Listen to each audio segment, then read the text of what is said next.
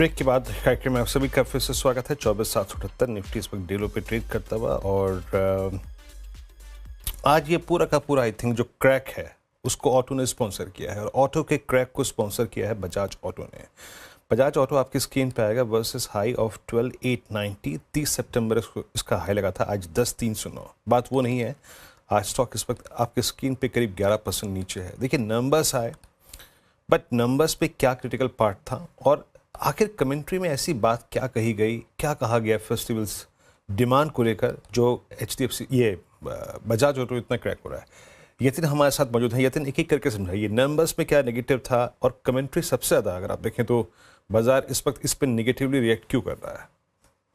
जी, तो बजाज ऑटो के Q2 के नंबर्स की बात करें तो इन लाइन विद एक्सपेक्टेशंस थे। थोड़े बहुत सुस्त ज़रूर थे नंबर्स, लेकिन मैनेजमेंट की कमेंट्री जो है फेस्टिव सीजन की डिमांड को लेके उस पर काफ़ी चिंताएं बाजार में आती हुई नज़र पड़ी। इनफैक्ट मैनेजमेंट का कहना ये था कि जो फेस्टिव सीजन डिमांड है वो लगभग 5% की ग्रोथ ही दिखाएगी।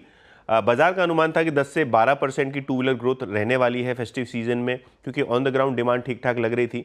लेकिन जिस हिसाब से नवरात्रि और दशहरा की डिमांड ट्रेंड्स दिखाई दे रही हैं, बजाज ऑटो ने अपना गाइडेंस टोन डाउन किया, जिसके कारण शेयर में आप प्रेशर देख रहे हैं।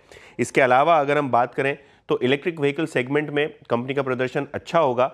हालांकि जो वॉल्यूम ग्रोथ होगी ईवी में, इसमें मार्जिन्स कम है, जिसके कारण ओवरऑल मार्जिन्स पे एक ड्रैग आ सकता है, ऐसा ब्रोकरेज का मानना है। इनफैक्ट सिटी की एक सेल कॉल है बजाज ऑटो पे 7,800 के टारगेट्स के साथ।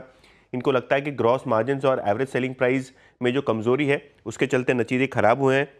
जेफरीज को भी लगता है कि जो अर्निंग्स हैं 3 से 4% बिलो एक्सपेक्टेशन रही हैं और उनका एक ओवरवेट कॉल है 13,400 के टारगेट के साथ।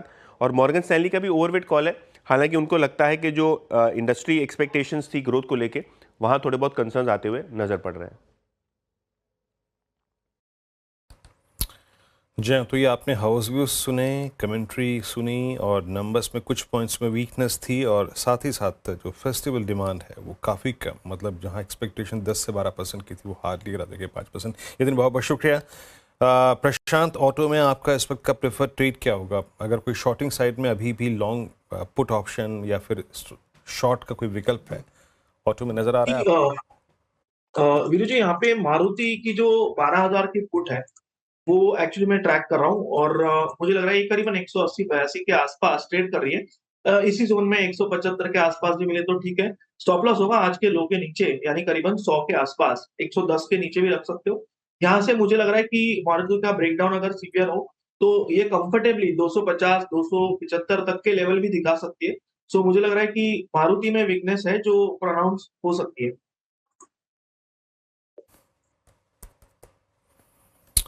ओके, मारुति की वीकनेस। और मीनवाइल आप जरा प्लीज़ नेस्ले को लेकर आइए। नेस्ले नंबर्स के बाद क्रैक हुआ है और ये सारा मैटर था टॉप लाइन का। देखिए जब बॉटम लाइन की फिगर आई स्टॉक ने पुल बैक लिया, फिर मैं अब देख रहा हूँ कि जैसे ही टॉप लाइन की फिगर आई जहाँ पे करीब करीब याद रखिएगा 300 करोड़ रुपए का मिस है, जहाँ पे करीब 53, 50, 5400 करोड़ रुपए की एक्सपेक्टेशन थी, टॉप लाइन रहा है करीब 5100 करोड़ रुपए का। तो उस मिस पे एक स्ट्रॉन्ग रिएक्शन एट 2390। नेस्ले अब करीब करीब डे लो पर। और एक और बात याद रखिएगा, नेस्ले अपने पिछले फॉल यानी वो जो गिरावट थी एक सेकेंड, जून 2024 की, जब ये अपने 200 डे एक्सपोनेंशियल मूविंग एवरेज के नीचे चला गया था, ये गिरावट उसको भी ओवर एक्सीड कर चुके हैं। क्योंकि जब 200 डे से काफ़ी नीचे कोई स्टॉक होता है तो फिर जाके हमको वीकली पे एक रेफरेंस लेना पड़ता है। वीकली दिखा रहा है जनाब कि ये बहुत ही ख़राब परिस्थिति है इस वक्त नेस्ले की। खैर हम इस पर आएंगे तो मार्केट को एक प्रेशर पॉइंट और मिल गया है और शायद मेरे ख्याल से ये जो इम्पैक्ट डालेगा रेस्ट ऑफ द FMCG पे डालेगा, डेफिनेटली डालेगा।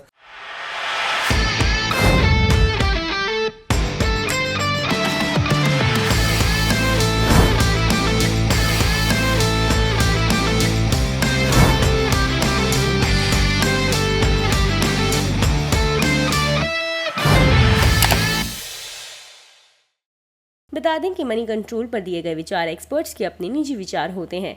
वेबसाइट या मैनेजमेंट इसके लिए उत्तरदायी नहीं है। यूजर्स को मनी कंट्रोल की सलाह है कि कोई भी निवेश निर्णय लेने से पहले सर्टिफाइड एक्सपर्ट की सलाह लें।